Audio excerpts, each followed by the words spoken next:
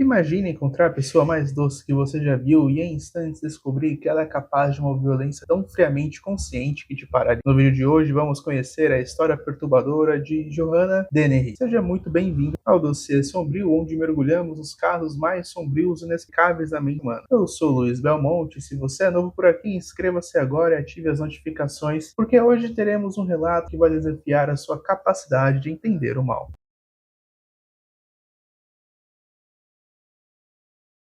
Joanna Dennehy levava uma vida dupla. Fora era uma mulher extrovertida que sabia seduzir com palavras rápidas, sorriso quase hipnótico e a aparência de quem estava sempre pronta para se divertir. Mas no submundo em que realmente vivia, mergulhada em drogas, relacionamentos abusivos e pequenos crimes, ela cultivava algo mais sombrio, uma obsessão pelo poder de dominar, humilhar e destruir. Não era uma criminosa comum, enquanto muitos se escondem na sombra após cometer atrocidades, Joanna parecia buscar justamente o contrário. O que a movia não era apenas a violência em si, mas a sensação de controle que vinha com ela. Por isso, ao longo de dias de excessos, começou a escolher homens como alvos, atraindo-os, manipulando-os e em seguida os eliminando de forma brutal. Mas foi em Hereford, no dia 2 de abril de 2013, sua jornada sangrenta chegou ao limite. Ao lado dos cúmplices, Joanna percorreu as ruas da cidade sem um destino claro, como se estivesse em busca de um espetáculo final. Até que, ao avistar um homem que passeava tranquilamente com seu cachorro, decidiu agir. Sem hesitar, ela se aproximou e o atacou com golpes de faca. O homem atônito caiu no chão,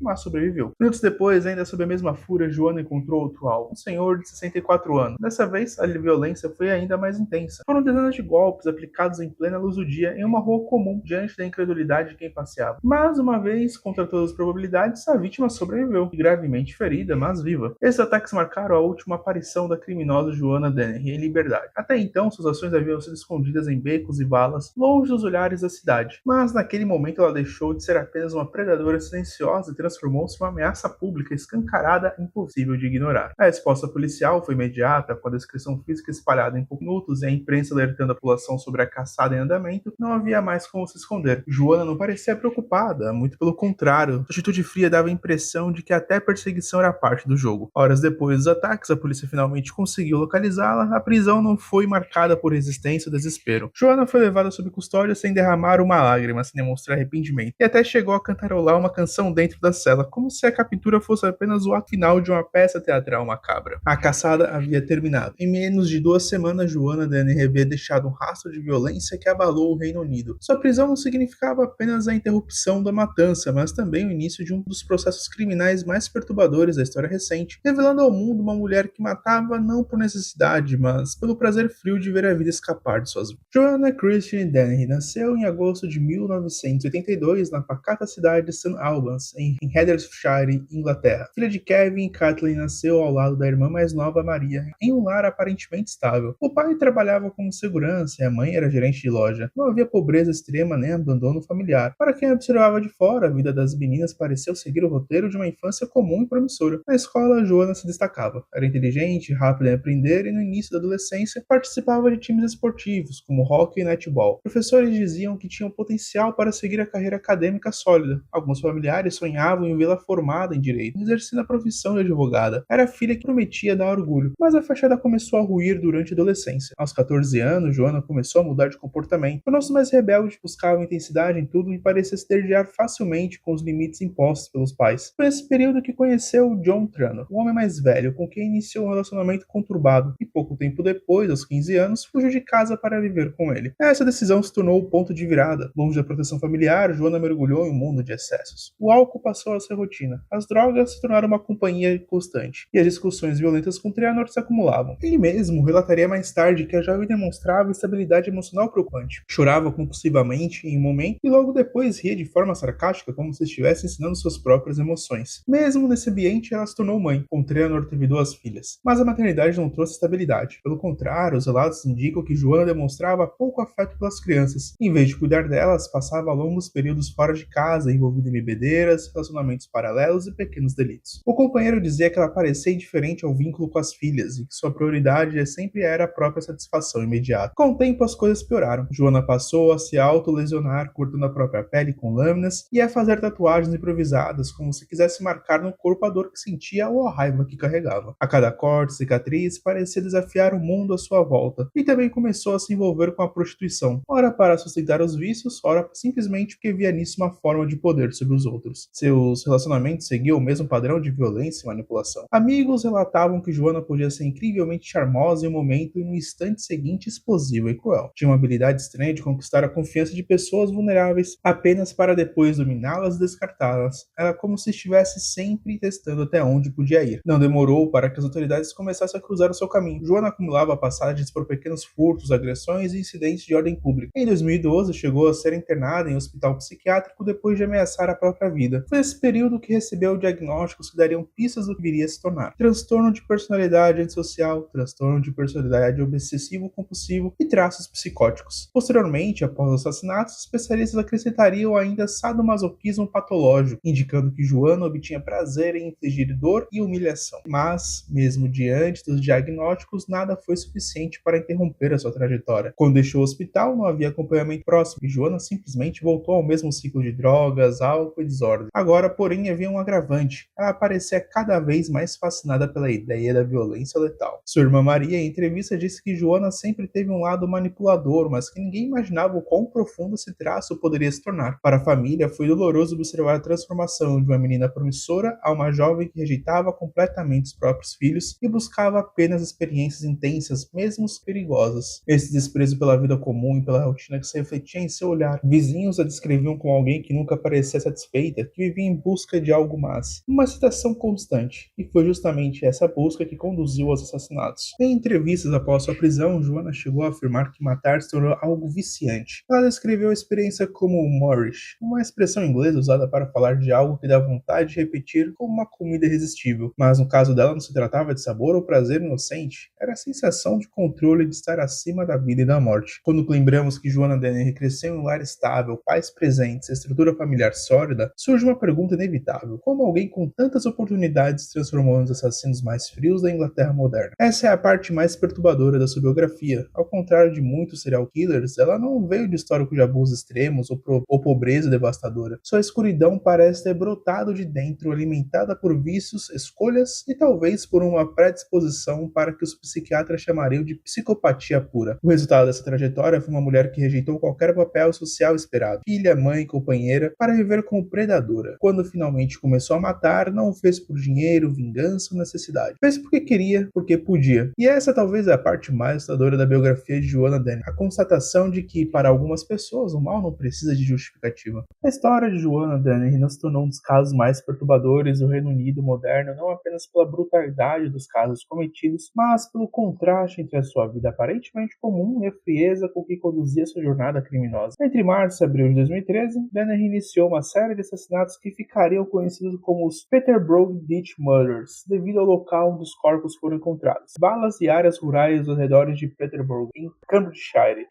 Sua primeira vítima foi Lukas Slabowicz, um polonês de 31 anos. Slabowicz era conhecido por ser gentil, mas socialmente vulnerável. Ele conheceu Dennehy em circunstâncias pouco claras e ficou rapidamente fascinado pela sua personalidade dominadora. A jovem mulher sabia como manipular e usar o magnetismo para conquistar a confiança. Pouco tempo depois de conhecê-lo, convenceu-a a ir a uma residência em Orton Coleraine, um bairro de Peterborough. Ali, sem qualquer piedade, Joana tirou sua vida. O corpo foi abandonado em uma vala como se fosse algo descartável, revelando não apenas a crueldade do crime, mas também a diferença em relação ao destino da vida. A segunda vítima foi John Chapman, de 56 anos. Veterano das Forças Armadas Britânicas, Chapman vivia como inquilino em uma residência compartilhada em Peterborough. Ele era descrito como um homem solitário, mas educado, alguém que carregava consigo o peso de um passado difícil. Chapman também cruzou o caminho de Dennehy em circunstâncias banais, mas ele se tornou alvo de sua fúria. Ele foi morto de forma igualmente brutal e novamente seu corpo descartado em uma vala próxima, demonstrando que Joana já havia assumido o padrão padrão que marcaria sua curta, mas devastadora série criminosa. A terceira vítima foi Kevin Lee, de 48 anos, um agente imobiliário local e casado, mas que mantinha uma relação extraconjugal com Dennehy. Kevin era, de certo modo, obcecado por ela. Ele não apenas a desejava, mas também cedia aos seus jogos de poder, chegando a permitir que Joanna manipulasse aspectos de sua vida. Foi nessa ligação íntima que o colocou diretamente no centro do destino trágico. Diferente dos outros, Lee teve um fim ainda mais humilhante. Após ser assassinado, seu corpo foi deixado à beira de uma estrada rural, vestido com roupas femininas. Esse detalhe não foi acidental, era um gesto de desprezo e escárnio, um símbolo da forma como Dennehy gostava de se sentir no controle absoluto, não apenas da vida, mas também da imagem das vítimas, mesmo após a morte. Esses 3 assassinatos cometidos em um curto espaço de tempo já seriam suficientes para inscrever o nome de Joanna Dennehy na história do crime britânico. Porém, o que mais chocou foi a motivação, ou melhor, a ausência dela. Dennehy não tinha um objetivo financeiro claro, nenhum ressentimento específico contra suas vítimas. Ela mesma chegou a admitir que matou simplesmente porque gostava da sensação e porque queria saber como era tirar uma vida. Para ela, os assassinatos eram quase um jogo. O comportamento de Dennehy após os crimes reforça esse retrato perturbador. Em vez de se esconder ou demonstrar remorso, ela parecia alimentar-se da adrenalina que vinha das mortes. Inclusive, durante sua fuga, atacou outras 2 pessoas em Hereford, Robin Bereza e John Rogers, que foram esfaqueados na rua sem qualquer motivo aparente. A diferença é que esses 2 sobreviveram, tornando-se peças fundamentais para ligar a criminosa aos ataques e acelerar sua captura. Esses episódios revelam o traço mais assustador de Dennehy, a completa ausência de empatia. Não havia arrependimento, apenas satisfação. Em cartas posteriores, ela escreveu que gostava de pensar em si mesma como uma espécie de predadora e sentia prazer em caçar. Essa autopercepção, um misto de orgulho e desumanização, foi o que fez seu caso se destacar de tantos outros. As vítimas de Joanna Dennehy, cada uma com sua própria história e circunstâncias, foram unidas por um destino cruel. Cruzaram o caminho de alguém que não buscava nada além de prazer pelo controle e pela violência. O padrão das mortes, o descarte dos corpos e até os detalhes humilhantes adicionados após os assassinatos revelam não só uma serial killer em ação, mas uma mulher que transformou o sofrimento humano em um espetáculo íntimo para sua própria satisfação. A captura de Joanna Dennehy não foi apenas o desfecho de uma caçada policial intensa, mas também o início de uma discussão mais ampla sobre como uma mulher conseguiu desafiar os estereótipos de gênero dentro do mundo do crime. Seu caso rapidamente tornou um marco da criminologia britânica moderna. Depois de ser identificada como principal suspeita dos assassinatos de Lucas Labovitch, John Chapman e Kevin Lee, a polícia de Cambridgeshire lançou uma operação em larga escala. A caçada por Joanna ganhou contornos cinematográficos como equipes de investigações rastreando seus passos enquanto ela cruzava diferentes cidades, acompanhada de seus cúmplices, Gary Stratch e Leslie Layton. O comportamento de Joanna durante esse período foi inquietante. Diferente de criminosos que costumam se esconder ou tentar passar desapercebido, ela demonstrava uma estranha ousadia. Durante a fuga foi vista em bares e hotéis, rindo, bebendo e até flertando com desconhecidos. Havia nela um certo prazer em desafiar o perigo, como se acreditasse que jamais seria capturada. Esse traço de arrogância mais tarde seria analisado pelos especialistas como parte de sua personalidade psicopática. A prisão de Joanna aconteceu de forma relativamente tranquila. Em 2 de abril de 2013, ela foi localizada e detida em Hereford. Os policiais que participaram da captura relataram que ela não demonstrou medo nem surpresa. Pelo contrário, parecia indiferente, quase entediada. Mais tarde, diria que só havia parado de matar porque não tinha mais vítimas à disposição. Essa frieza absoluta marcou para sempre a forma como a opinião pública a percebeu. O julgamento de Joanna Dennehy começou em novembro de 2013 e se estendeu até fevereiro de 2014. Desde o início, ela se mostrou desafiadora. Ao contrário de muitos acusados que alegam inocência ou buscam reduzir suas penas, Joanna surpreendeu a todos ao se declarar culpada de todos os crimes, 3 assassinatos e 2 tentativas de homicídio. Foi um momento de impacto. A sala do tribunal, que aguardava um longo processo, debate sem ter defesa, acusação, ficou em silêncio quando Joanna, de maneira calma, admitiu seus crimes sem pestanejar. Seus próprios advogados ficaram atônitos, já que ela não havia dado sinais claros que assumiria a culpa integralmente. Durante as audiências, detalhes perturbadores vieram à tona. Testemunhas relataram que Joanna havia demonstrado prazer em descrever seus crimes. Em mensagem de texto recuperada pela polícia, ela havia dito que tinha o gosto pelo derramamento de sangue. Havia também um claro componente de manipulação. Usava sua aparência, seu carisma e sua habilidade de sedução para atrair confiança, tanto das suas vítimas quanto dos seus cúmplices. O juiz que conduziu o caso, o Mr. Joseph Spencer, declarou que Joanna era uma criminosa extremamente rara e perigosa. E em sua sentença, ela classificou como alguém sem remorso, sem empatia, que representava um risco permanente para a sociedade. Assim, em fevereiro de 2014, Joanna Dennehy foi condenada à prisão perpétua com uma ordem de whole life tariff. Isso significa que ela nunca terá direito à liberdade condicional. É uma sentença aplicada a pouquíssimos criminosos no Reino Unido, entre eles nomes como Mira Hindley e Ian Brad, do infame caso dos Moors Murders. Não, pô. O caso de Joanna Dennehy repercutiu fortemente no Reino Unido e em outros países. Havia um choque generalizado pelo fato de os assassinatos terem sido cometidos por uma mulher jovem, atraente e aparentemente sociável. A mídia explorou amplamente esse contraste, muitas vezes descrevendo-a como serial killer sedutora ou assassina que sorria. Criminologistas e psicólogos também se debruçaram sobre o caso, buscando entender o que diferenciava Joanna de outros criminosos em série. Estudos apontaram que mulheres serial killers em sua maioria utilizam métodos mais discretos, como envenenamento, e agem motivadas por ganhos financeiros ou pessoais. Joanna, por outro lado, se encaixava em um perfil muito mais próximo aos serial killers masculinos: violência direta, prazer pelo ato de matar e desejo de dominação. Esse ponto gerou discussões sobre gênero e crime. Como a sociedade tende a subestimar a capacidade de violência de mulheres, muitos especialistas apontaram que talvez Joanna tenha conseguido agir por tanto tempo justamente porque ninguém esperava que ela fosse capaz de tais autos. Além disso, o caso expôs falhas no sistema de monitoramento de indivíduos com histórico criminal e psicológico instável. Joanna já havia tido passagem pela polícia e registros de comportamento violento antes dos assassinatos, mas nunca foi tratada como uma ameaça e de alto risco. Isso levantou debate sobre a necessidade de sistemas mais eficazes de avaliação de risco e acompanhamento. Na cultura popular, o nome Joanna Dennehy passou a ser frequentemente associado ao imaginário sombrio do monstro invisível, alguém que parece comum, até carismático, mas que esconde a escuridão profunda e letal. Documentários, livros e reportagens analisaram sua trajetória, sempre destacando a frieza e a ausência de remorso como elementos centrais de sua personalidade. Atualmente, Joanna cumpre sua pena em uma prisão de segurança máxima no Reino Unido. Seu nome permanece como um dos mais temidos no hall de criminosos britânicos contemporâneos, não apenas pelos crimes em si, mas pela forma como sua história desmonta expectativas sobre quem pode ser um assassino em série.